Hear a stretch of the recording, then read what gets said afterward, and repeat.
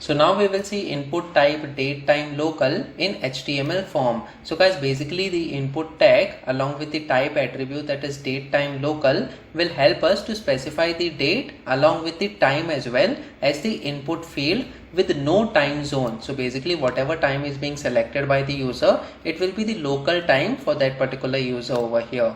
Now guys, it depends on the browser support. So you need to test this particular input tag on the different browsers in order to check whether some of the older browsers are still showing the input type with the date time picker or not. So guys, some of the older browsers might not support this particular type attribute, but majority of the latest browsers will be able to show this date time picker. So let us check this with the help of examples in VS Code over here. So basically previously we had seen how we can use the color picker by using the type that is color, and also we have seen the date picker by using the type that is date. This time we will be using the type that is datetime-local over here. So again we will be defining the input followed by colon, and this time we will be using this datetime-local over here. So when we select this, as you can see, the type attribute is being selected as the datetime-local in this case, and then for the name attribute we will set it as datetime over here. So guys, this is the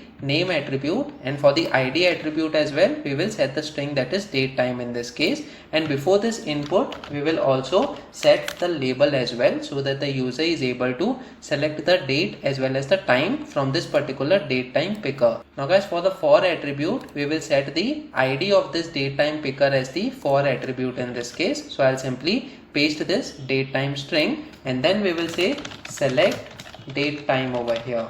So we have select date time followed by colon, and then guys, after this input tag we will also have the couple of line breaks so that the next button that is having the value click me will be displayed on the other line. Now let me just save this file now and try reloading this page once again on the browser. So as you can see, we have selected date time as the label and then followed by the date time picker over here. Now guys, we are having the date, along with that we are also having the time picker as well. So as you can see, we can select the time as well along with the date, and the difference between the date and the datetime-local type is that for the simple date picker we can only select one of the dates over here, but for the date time picker we can also select the time in this case. So guys, this is the basic difference between the type attribute that is date and the type attribute that is datetime-local over here. So in case you have the requirement of setting the time as well, you can use the datetime-local in this case. So we can select one of the dates in this case. So let's say we select 15th of December 2023 and the time is 18 over here. So 18:00. So guys, in this case we are setting the date as well as the time over here, as you can see. Now guys, let us say when we click on this button that is click me, we want to see the date as well as the time in the alert box. So what we have to do is, already we had written the code over here, that is having the on click attribute for this button that is click me, we are calling the test function that is already written in the JavaScript.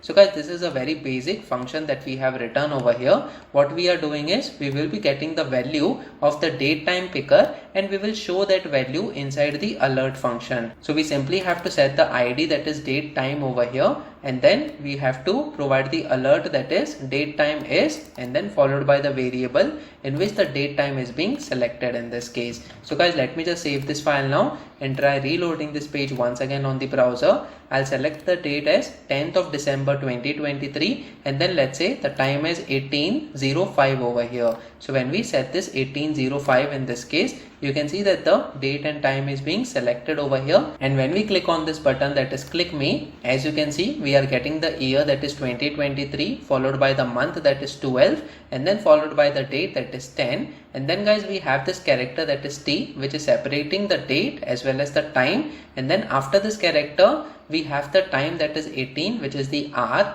and the 05, which is the minute in this case. So guys, in this way you can easily select the date time by using this date time picker over here. Let me change the timing in this case. So we set the time as 2016 over here, and then let's say we select the date as 20th of December. So guys, we have 20 December 2023 and then the time is 2016. So when we click on this button that is click me, over here you can see that we have the 20th December 2023 date as well as the time that is set as 2016 over here as the alert. So guys, in this way you can easily use the date time picker based on your requirements. Comment in the comment section below whether you have learned something out of this video. Please make sure that you like this video so that it reaches to more people, and subscribe to this channel so that you get the notifications on upcoming videos as well. The next video that we are going to talk about is input type email in HTML form. So stay tuned.